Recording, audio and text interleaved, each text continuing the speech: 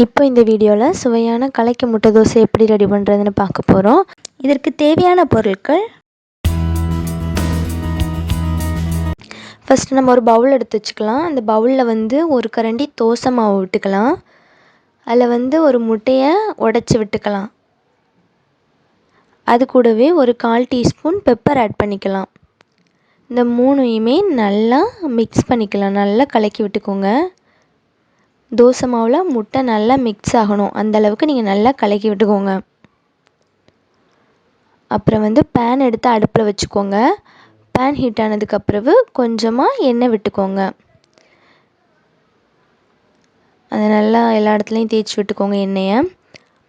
அப்புறம் முட்டையை நல்லா கலக்கி தோசை மாவு கூட நல்லா கலக்கி தோசைக்கல்ல விட்டுருங்க. இனி வேக விட்டுறலாம். சைடில் சுற்றி கொஞ்சமாக எண்ணெய் விட்டுக்கலாம். இப்போ ஒரு பக்கம் வெந்துடுச்சுது, நல்லா பார்த்தா தெரியுது. இதை நம்ம மாற்றி போட்டுடலாம்.